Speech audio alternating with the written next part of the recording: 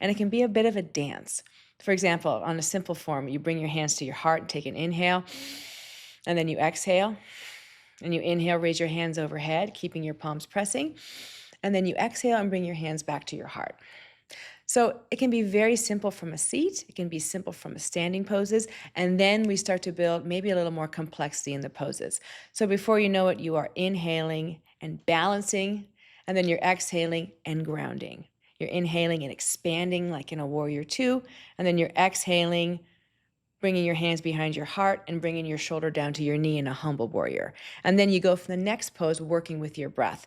So it's not necessarily moving really fast. It's the power of vinyasa, but it's you're moving in accordance with how your breath is moving. So a sneaky part of it is you start to be less stressed. You start to get through mental barriers. You start to do physical things that you didn't think were possible before when you maybe try to do some of these complex poses and holding your breath, which is a natural instinct to do when you're stressed, is to hold your breath. In yoga, we start from the inside out. We start with the breath and then add the strength building to that. So someone in the complex Swift class here at Protea might feel a little overwhelmed, and they might have their breath be getting a little shaky or a little jagged.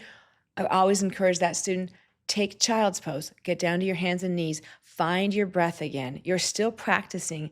And then when you're ready, when you feel regulated and your brain, your thoughts are less crazy, you feel that connection to your breath again, then you come back up and keep on moving with the class. And we also encourage you to not move with the class. If you just want to stand and breathe or do something a little more simple, you can start to make it your own practice.